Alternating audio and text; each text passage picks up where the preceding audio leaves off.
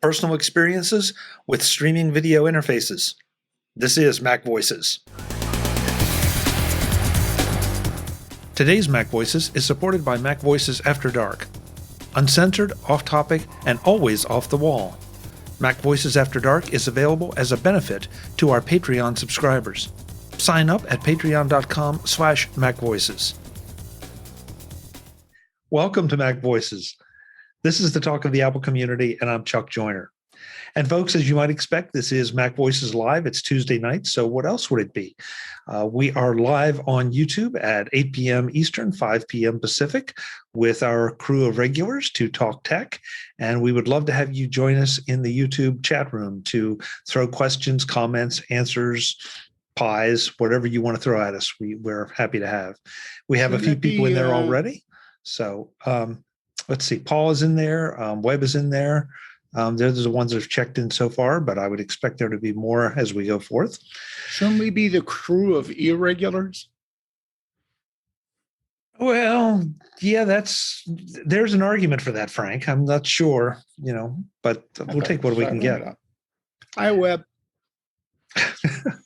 Let's go around the room. Let's see who's here, and then we'll get to tonight's topics.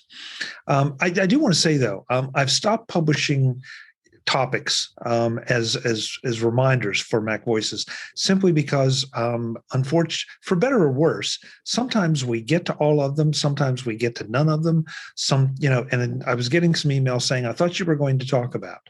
And I don't want to disappoint anybody, so I'm trying not to set expectations. So just figure that it's going to be something relevant, important, and fun, and go from there. And if you have feedback on that and you think I should start publishing topics ahead of time, hey, that's great too. Let me know. Hey, so it's really because you're coming here, you got problems. It's really because you couldn't trust us to stay on topic. Well, yeah. Well, anybody that's watched this show knows that that's the case. All right, so going around the room in order. First up, Mr. David Ginsburg. David, welcome back from vacation. It's good to have you. Oh, thanks. I'm glad to be back. I missed you guys, and you guys had a great show last week. Now I'm glad to be back and talk some more good stuff this week. But thanks for having me. Well, it was a little weird because you were in the chat room last week while you were on a boat. So it's just go and find a camera somewhere and get on the show. Yeah, I didn't think my mic would sound too well, so I didn't want to attempt it. Yeah, all that water splashing. Yeah, I get it. I get it. Exactly. Brittany Smith is back. Brittany, welcome. It's good to have you. I can find the mute button. Thanks. I'm happy to be here. Good. I'm delighted. I'm delighted. Beside her on my screen, Mr. Andrew Orr is trying to stay cool. Andrew, welcome. Good to have you. Hey, kids. So if you played the game Among Us, this malware we're going to talk about is known as Pegasus. As opposed to? Alfredo. I missed it, Andrew. What is there another pronunciation Just or another? No, Andrew. Yeah, that's a terrible joke. Okay, so apparently Brittany got it and none of the rest of us did. I didn't get it That's because either. I talked to teens on the reg. Somebody email us and explain it to us. Jim Ray is here as well. Jim, good to see you. I think you're muted, Jim. Or we don't have any audio from you, Jim, which is going to make your commentary a little bit difficult to understand. Does he know sign language? He's looking. Okay, well, while Jim is wrestling the tiger, we will go on to Marvin Perkins, otherwise known as Frank Petrie. Frank, good to have you. Yes, I'm here tonight at the Faulty Towers Bar with one of their specials tonight. They're having cranberry and cranberry. Excellent drink. Okay. Well, good. Enjoy. Is there any alcohol involved? No, it's just cranberry and cranberry. Okay. Just checking. It keeps prices down. Okay. We're trying to set our expectations. Whiskey's next week. Ah, good. Jim, any luck? I don't know. Can you hear me now? Yes, there you are. It's a different mic. It's a different mic. Let me try switching back and see. How about now? Can you hear me now? Yeah. Now you're on your Hardly. regular mic, but we could use some more gain. That's weird because I just set it back to where the setting originally started out. Hey, tonight's wanted. This is great. Yeah, this is going to be technical problems. Yeah, put up Well, those wow. little pictures of Godzilla. We'll be back in a minute. Yeah. I have a friend who's cross stitching that onto a hat. Really? Like Oh, that's great. your the dino from Google, your browser completely died. Chrome tab. Okay. How do I sound now? Ooh, Now you're a little hot. Nice. Hot, Just hot, hot. he's take got to it put down those about mics. 20%. Okay, how about that? That's good. Oh. There we go. And Brittany's dancing for us. Thank you, Brittany. Not that I'm dancing for you as much to amuse me. Oh, okay. All right. Oh, jeez. Well, that makes us feel good. You're only here to Well, amuse yourself? Aren't you? Yeah. You're to Yes. amuse yourself. No one will have me. So I'm, yeah. And McDonald's is closed, so I'm here. I wanted to start out with something that happened over the weekend, and I thought it was worthy of maybe some discussion. And then on top of that, something happened last night after I proposed this to the panel. So I have two things to relate kind of on this subject. And that is the subject of the streaming video interfaces that we're all seeing if you're any degree of cord cutter or trying to restrict your access. Yeah. And I'll try to make both stories short, but over the weekend, for those of you that are into golf, the Open, otherwise known as the British Open, was on. It was on NBC here, and I wanted to watch it. And so I was at a friend's house who had just gotten a new Comcast box. They fired it up, and we could not find broadcast TV anywhere on the box. Well, it's Comcast. Well, Frank, I mean, I find it interesting because, first of all, Comcast sells cable services. And second, Yeah, they sell them. yeah, but it felt like it was trying to steer you every direction but to where you were trying to get to on broadcast TV. I know where this is going. It was a really, really interesting experience because, I mean, we disconnected it, we restarted it, we tried everything. There literally was no button for live TV. So was this a Comcast X1 box or was it the Flex? I was just wondering. Flex Good old service? Xfinity. I can't. It was a DVR. I can't say which one it was. Wait. So it was like actually trying to be a cable box with like extra features. Yes, I think that's a fair Oh. statement, Brittany. That's pretty damning. Yeah. Yeah, I mean Something- it was Something was wonky. It was Had one unbelievable. job box. Yeah, exactly. I mean, it was not like you couldn't switch to an alternate HDMI input because everything was coming through the Comcast box. Yeah. And so we ended up having to go somewhere else and watch because we literally could not get broadcast TV. Now, Wow. of course, you had different streaming things coming, that you could see the highlights and all that. Right. But, an event like that, it's kind of like the Super Bowl. You want to see it live. Yeah. And I mean, it really got me to thinking about, just exactly what the streaming service boxes are trying to prioritize.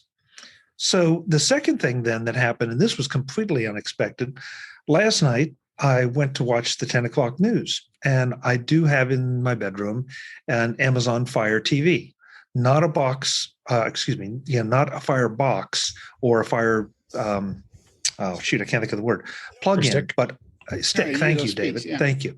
But an actual Fire TV that I got on a pretty good sale. And I like having Amazon Alexa to be able to tell the TV to turn on and off. So getting ready for the 10 o'clock news, my Fire TV decides it's time to update itself. Mm. So it shuts down, it's downloading, then it's installing. 30 minutes later, after the 10 o'clock news is over, I get my TV back. Now I have a brand new Fire TV interface. And here we go again. Before, I used to have a button that said cable. So I knew right where to go to get to broadcast TV. Now, all of a sudden, there's just a little tiny inputs box which, once I get used to it, is fine. But now I have to remember, okay, what input am I coming in on the cable? And, how is this supposed to work? Now, what I found in common about both these boxes is that they both control the input. I mean, if I'm feeding it cable, it knows. And of course, Comcast, well, that's what it's supposed to feed you along with all the streaming stuff.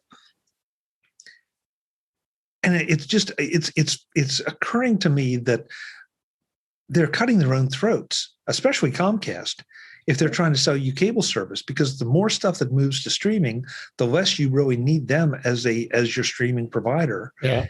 So wouldn't you think that they would prioritize live TV? But no, apparently not.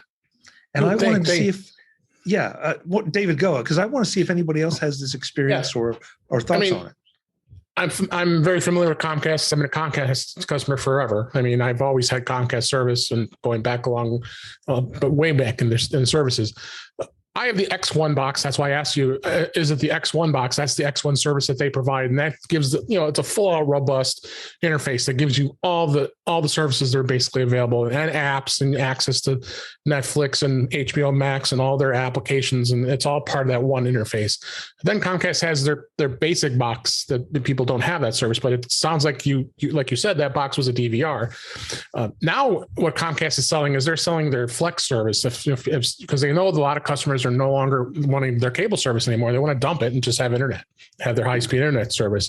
But they're including what's called the Xfinity Flex box, which is basically allowing you. It's becoming a full-fledged Roku or an Apple TV or any other type of box, or a Fire TV box, where it has all the services like Roku, and then you have HBO Max and all the other streaming services that are on there, Netflix and such. That's why I thought, is that what you had? Because I don't think the local services are on there unless you had a service like a Locast or something that brought the local stations in for the networks.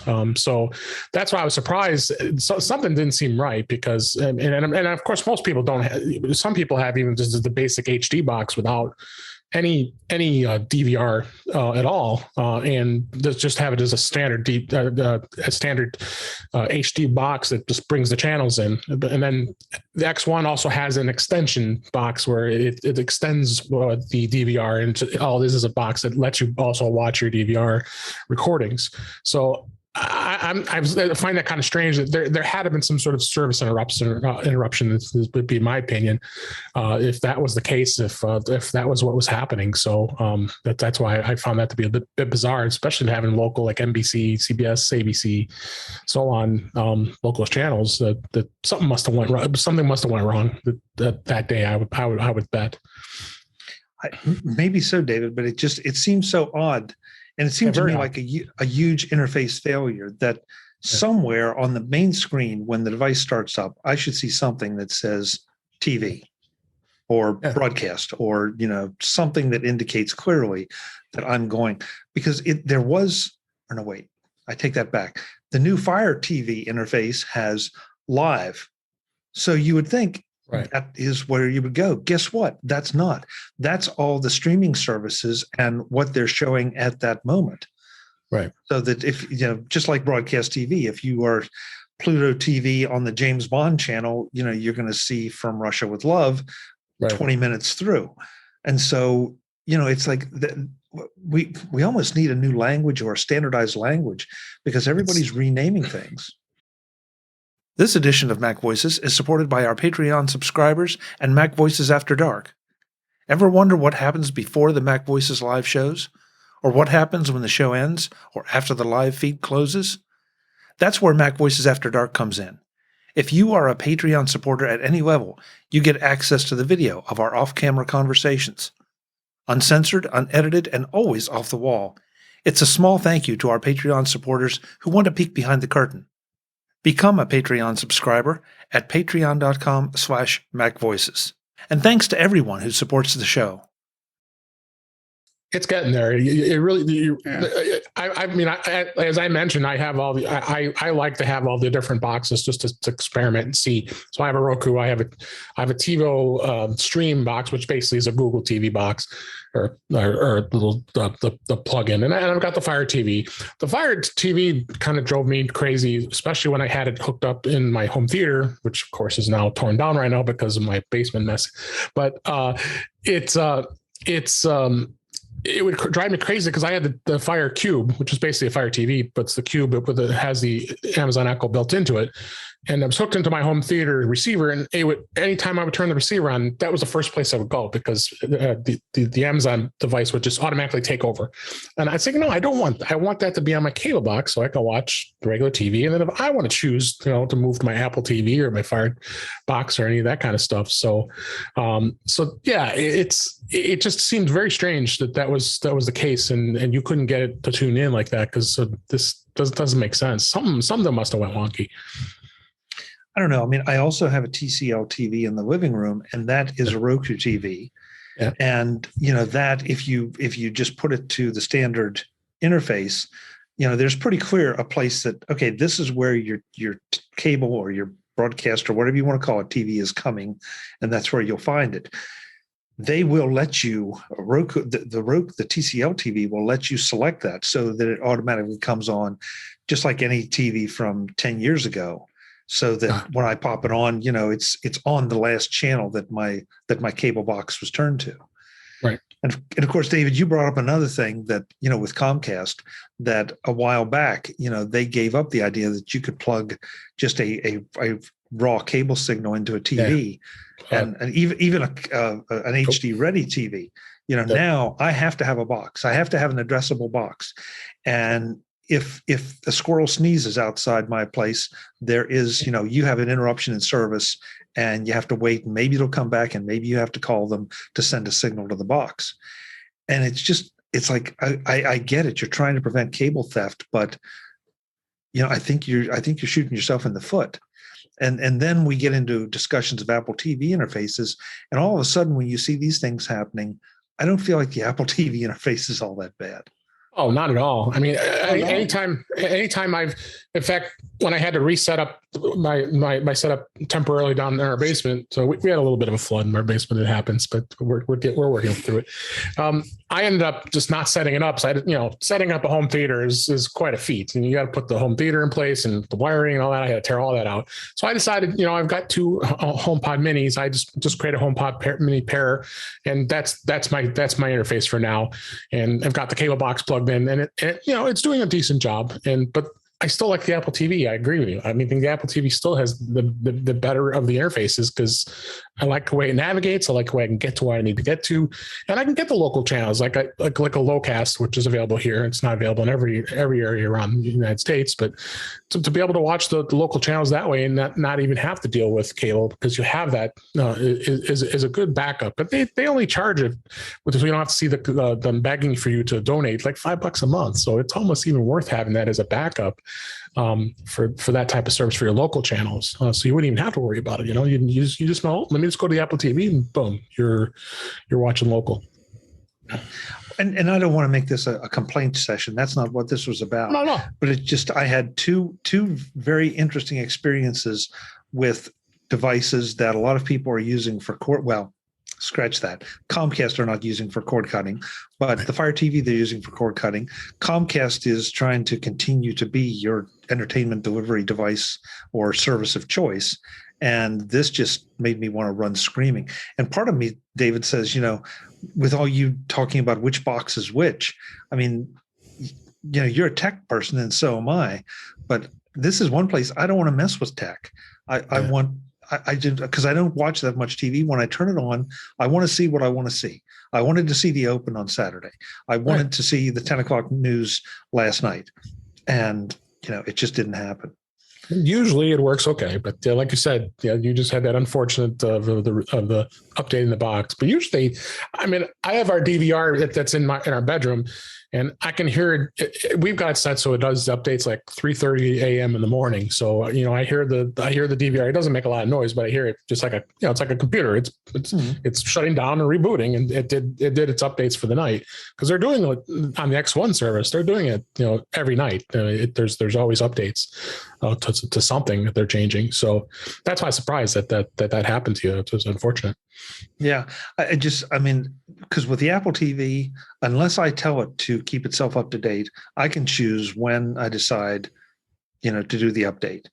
Yeah. And that I'm shocked that some of the others don't have that. Or if they do, I want to be fair. I haven't found it in the settings, which that too may be a failure of interface. If I can't find something in the settings, there you go. Yeah. Frank, you were going to say something. Yeah, Frank, you were going to jump in. Have any of you had trouble or I use YouTube a lot because I have a goldfish memory. And I just like watching different things on health and on what you guys are doing in your podcasts and just old Carlin things and stuff like that. And all of a sudden, and it's driving me absolutely bonkers, is YouTube is cutting in to sticking little 15-minute spots with ads. And then what do you they mean start all of a sudden?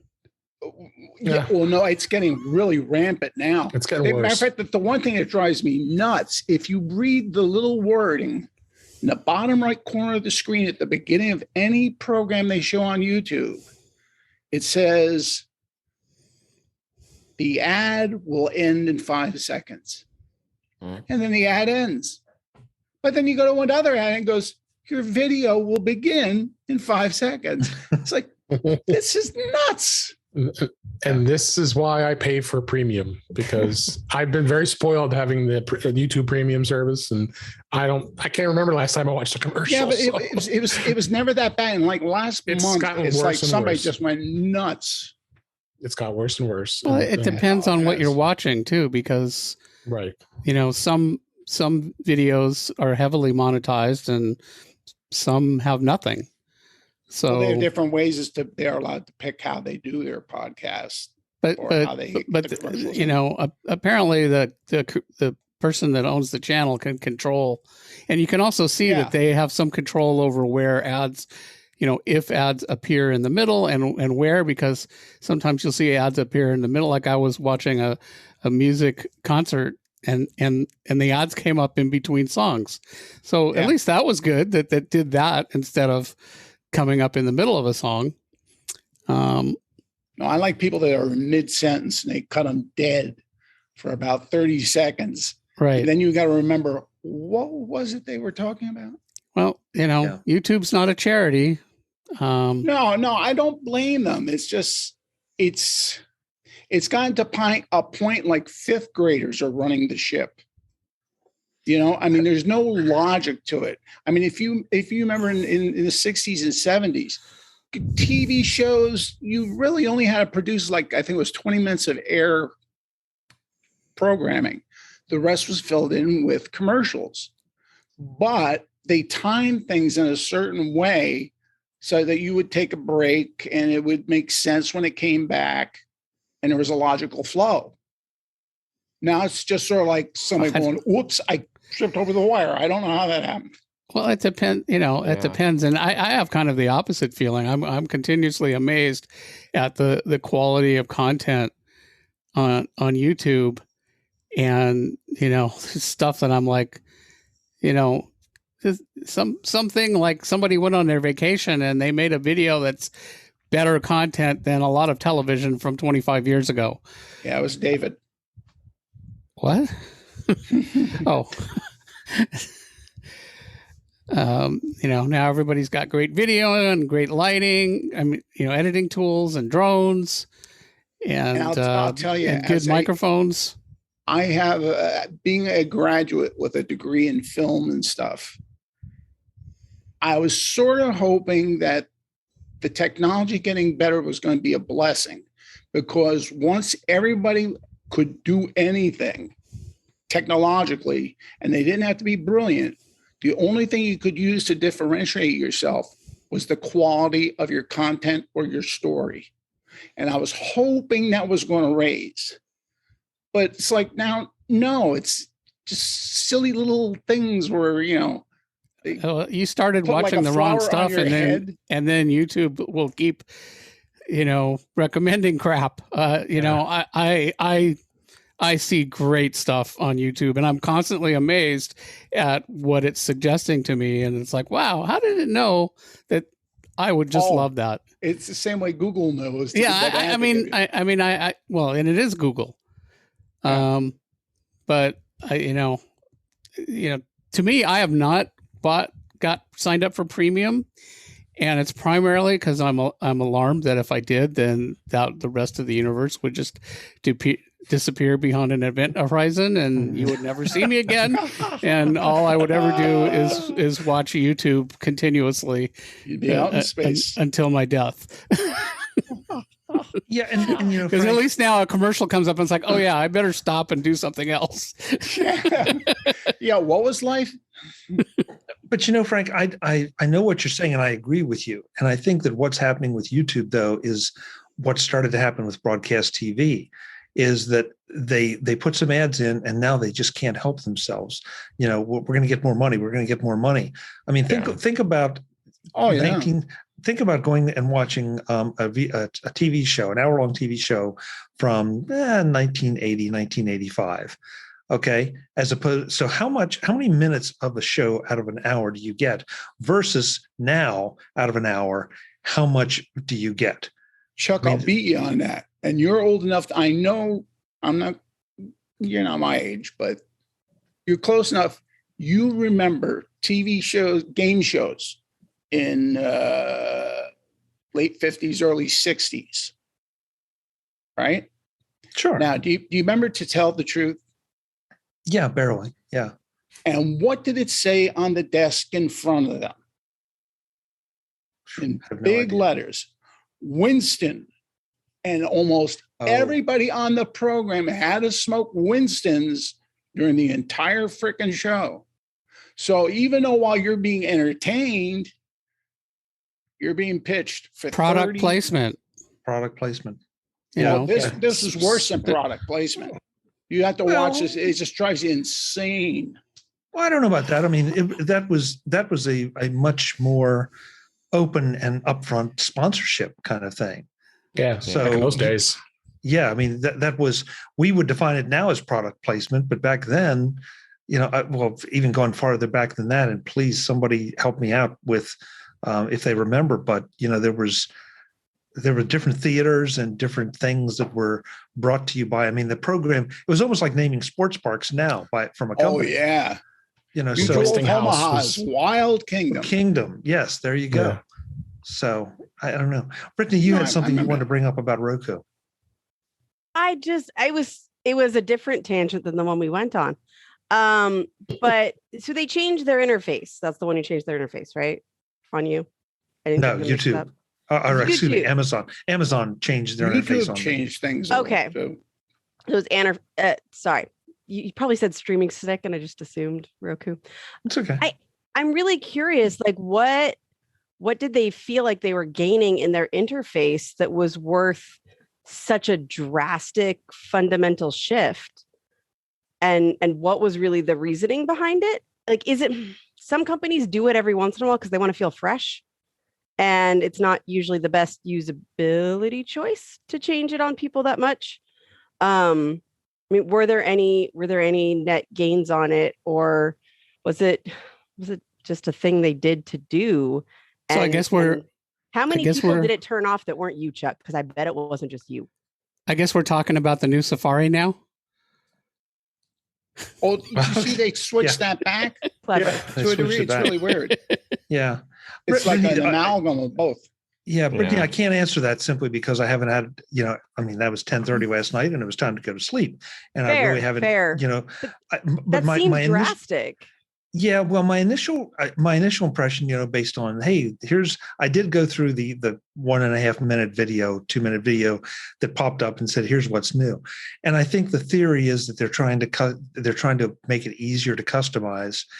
And there are things about it that I could say, okay, like for example, the block in one particular row, the blocks aren't as large, so they don't take up as much real estate on the screen, and so you can get more of the blocks on the screen, which means I can select the channels a little easier.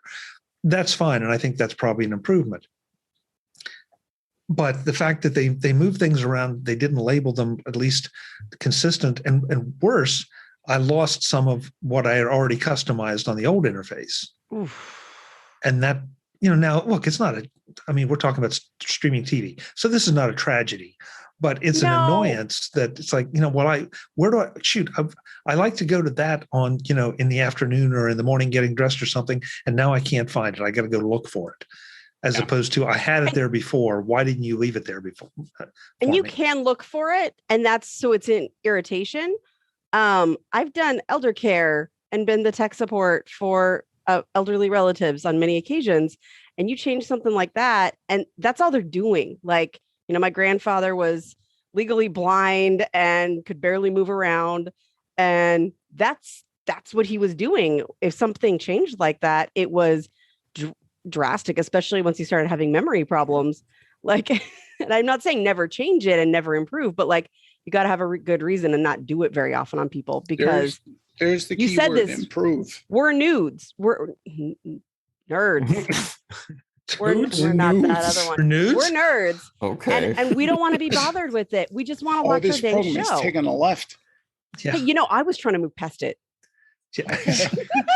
Well, you didn't think you were going to get away with that, did you? Yeah, that's way too interesting a slip of the tongue, and way too disturbing with this group too. No, Brittany, I agree with you.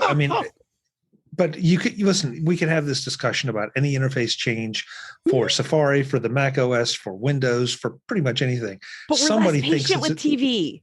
Yes, exactly. Because I didn't want to fix a thing right now. I wanted to sit down and watch a thing. Exactly. Right. Exactly. Well, a point I was going to bring up, and it applied to what Chuck said earlier, and I think it applies to all of this, is that for a lot of these companies, especially you talk about cable boxes, they don't have the A1 top people. They don't have the top coders. They don't, people don't, say, oh, I'm going to, I can't, people want to go work at Apple. They're like, that's my dream. Nobody's like, my dream is to design interfaces for Comcast cable boxes, So, we're lucky that the people that are designing them are English first, Well, Jim, speakers. You're straight on. I have a friend that worked in Hollywood. He was an alumni of mine, a friend of mine. And he worked with Charlton Heston and Janet Leigh, and they redid that Orson Welles movie. It was shot in Mexico, I forget. But they did it. They found all the footage that was missing and stuff. They brought him in because he was an audio expert, and they were going to make Charlton Heston and Janet Leigh sound like they did in the film, which was shot 30 years earlier. And Heston was like, dude, you're never going to do this. There's no way you can do it. He says, look, that's why I get the money.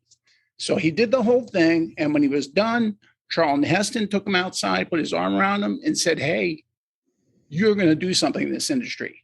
Now, he went back a couple of years ago because he had to do, I think, another 2 years to fulfill so he could get his, after you retire, whatever that's called.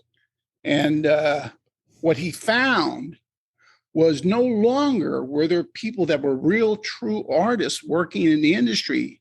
They were hiring college kids for $25 an hour that just knew how to use Premiere. That was it. There was no logic to the angles they were doing. It was just, this is what I've seen done, so I'm doing it. And these are companies that are not making their money and their reputation off user interfaces. So it's just, well, we got to slap something out there and, they just don't care. Nobody, it's not a critical point for nobody's going to get fired for mucking it up. Comcast box, if you're, I'm lucky. I live in California. I've never had to deal with Comcast. I watched them grow. just down the street from me in Philadelphia. But, you know, I assume, Chuck, where you are, it doesn't matter if you like it or not. You're paying them through the nose every month. And if the interface sucks, hey, sucks to be you. You know, what does Comcast care? They don't care.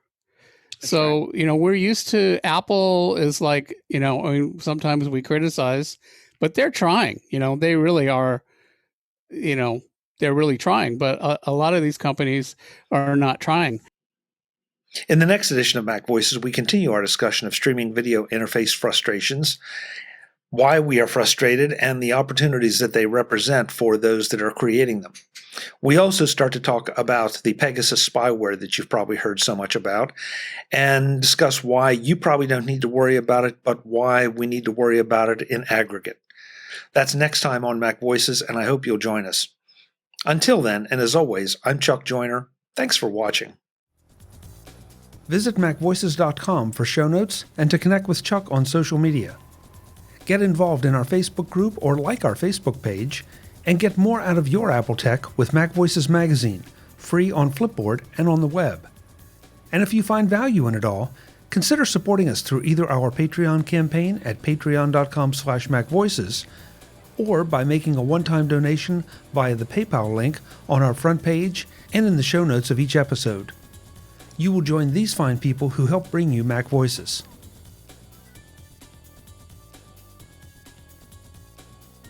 Advertising handled by Backbeat Media at backbeatmedia.com. Bandwidth provided by CacheFly at cachefly.com.